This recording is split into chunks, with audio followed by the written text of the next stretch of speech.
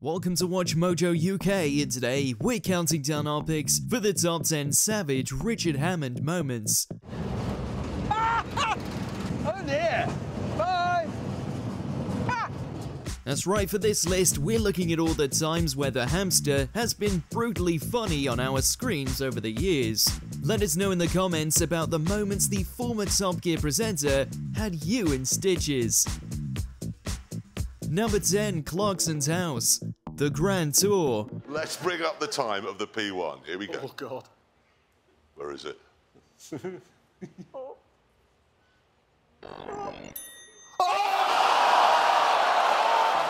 The McLaren P1 and Porsche 918 rivalry between Hammond and Clarkson has been brewing for over half a decade now, and it first started when the cars were first tested on Top Gear.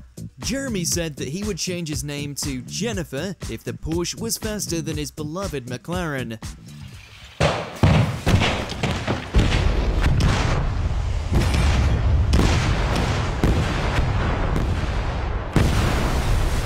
Fast forward a couple of years, and on the Grand Tour, Clarkson was so confident in the P1 that he put his house on the line. After the results were revealed, Hammond and May made sure, like true friends, that his bet was honoured. He bought it when he fell in love with the view. It is a lovely view, actually. It is. Be even better soon without a house in it. Number 9, Kristen Scott Thomas, Top Gear.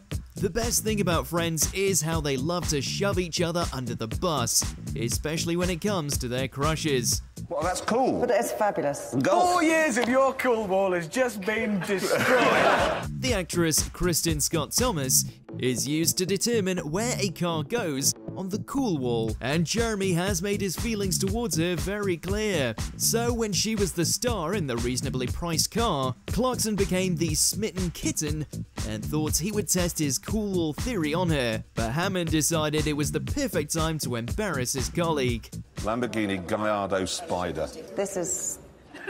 yeah. What? Well, it's pathetic, isn't it? Think it's safe to say we've been on both sides at some point.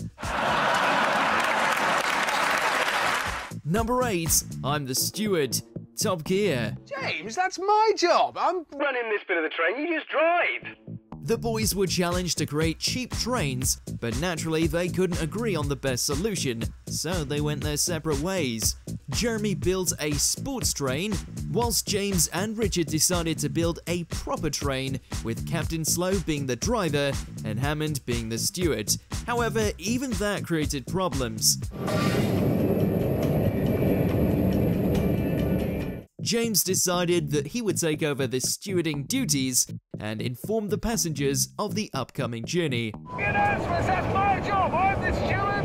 You drive, I steward. Hammond wasn't impressed and made his feelings clear to the whole train. Throughout the journey, the two bickered, with it resorting to playground tactics by the end. Penis is my tannoy. Number 7, horse slander, the Grand Tour. It is well documented that Richard Hammond loves the countryside and owns several horses to complete the country stereotype. And I can tell you, actually, from some experience of horses, the good thing is, when you walk out in the morning, you'll find that your go-kart hasn't crapped itself and died in the night. However, even countrymen grow to despise their own animals. During Conversation Street, the guys were talking about the amount of women that are racing, and in their own plea to get more girls into motorsport, the team tried to convince them to get into go-karts instead of on ponies. And then your wife's head will pop up over the stable door and she'll say, "Don't look at him like that. He'll think you don't like him." And you'll say, "I know!" However, the message started to get lost with Richard as he proceeded to complain and rant about horses, which ended on a sorry and pitiful note. That moment your head will bow and your heart will break because you know you have lost and the horse has won. Number 6, bicycle rage, Top Gear. Right, this is it. Come on, Stig. Forward into glory. The hamster isn't known for his manners or a calm temperament, but rather the opposite of that. And this bad temper usually comes through when he's on a bike and has to deal with ignorant road users. The team were in St. Petersburg to do one of their intercity races, and once again, Hammond was on a bike with some catastrophic consequences. Get me in the way!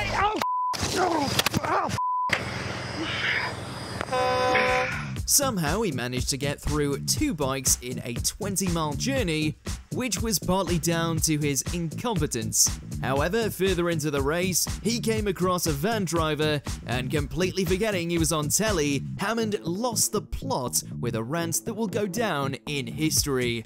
What the hell are you? You great gangly knuckled greasy-head bag. Number 5. Nissan Juke.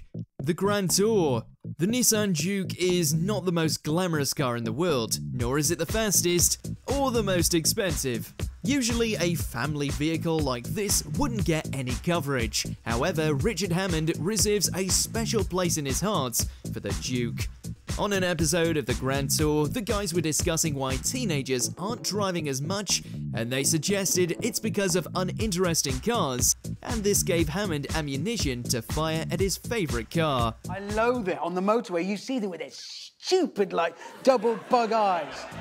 His outburst was particularly special, as he admitted to mouthing at any Nissan Juke that he encounters on his travels. Because I was driving along with him the other day. I was busy telling him a story and he was looking out the window going, I hate you, I hate you. I hate them. Number 4. Mad Mountain. Top Gear. That's it.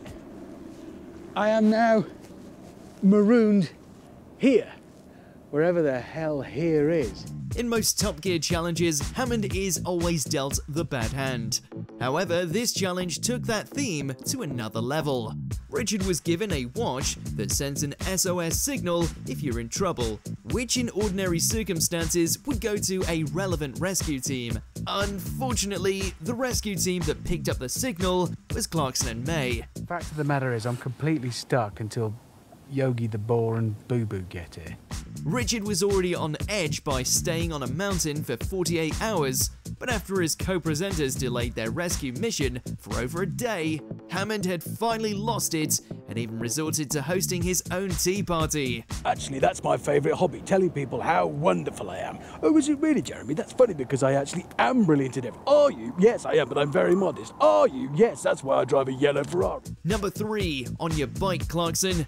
Top Gear. I didn't expect to get anything because, frankly, I didn't believe he'd bought a bike. Clarkson and Bicycles has been a long-running sledging match for many years. So you can imagine everyone's disbelief when he announced on the news that he had recently purchased one. Jeremy revealed this to his colleagues and claimed it was in a bid to lose weight, but naturally Hammond didn't believe him, so he put out a call to action for all the viewers to send in any pictures of Clarkson on his bike. And on the next show, one viewer had actually sent in the sought-after picture. And to set the record straight, Hammond hilariously delivered the punchline. Believe you, I know you have, because somebody has sent in a picture, and here he is, Jeremy, on his bicycle. Number 2. Bad Winner. Top Gear. It is common knowledge to everyone that when you win, you should be gracious towards your fallen competitors. However, this memo hasn't reached the Top Gear trio. Where's the track gone? We have James May's victory dance and Jeremy Clarkson's smug face, but Richard Hammond beats both of them with his winning ritual.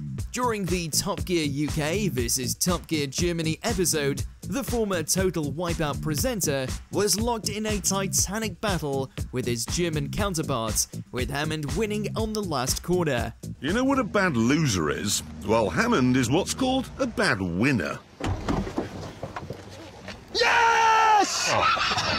Most people would celebrate with their teammates, but Richard wanted to make sure that his opponents knew about his victory. Congratulate me, then I won. Did you notice I was first?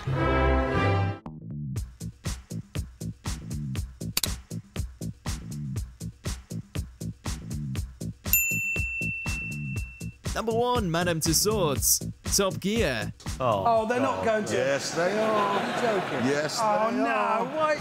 One amazing thing about the infamous trio is that whenever there's a bit of good news about one another, there is never any congratulatory messages.